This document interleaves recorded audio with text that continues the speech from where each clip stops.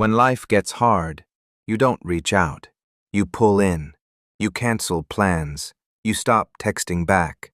You let the phone ring. And from the outside, it looks like you just vanish. People notice eventually. They say things like, "Where have you been?" Or, "Why didn't you just talk to me?" And you never quite know how to explain that you weren't ignoring them. You were trying to spare them.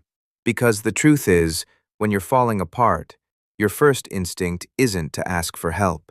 It's to make sure your pain doesn't become someone else's burden. So you disappear, quietly, completely. And you've probably been told that's unhealthy, that it's avoidance, that something is wrong with you. But what if it's not a flaw at all? What if this pattern reveals something about you that most people never develop, an extraordinary inner strength that simply hasn't been recognized for what it is? Here's what's actually happening in your mind. Most people have a default stress response that leans outward. They vent, they call someone, they externalize their pain. Your brain developed a different pathway. Psychologists sometimes call this a self-reliance schema, a deeply ingrained belief, usually built in childhood, that you are the one who handles things, alone.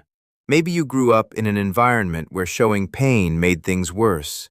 Maybe you learned early that your emotions were too much for the people around you. So your brain adapted.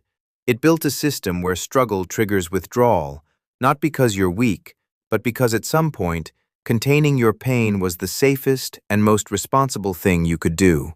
That pattern didn't disappear when you grew up. It became instinct.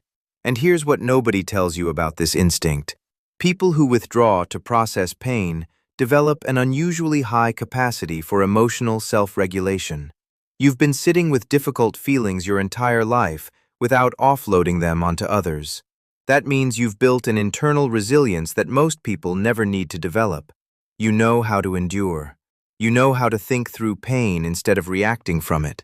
You know how to come back from dark places because you've navigated them alone, over and over, and you're still here. That isn't avoidance. That's quiet, profound strength. The problem is, the world doesn't read it that way.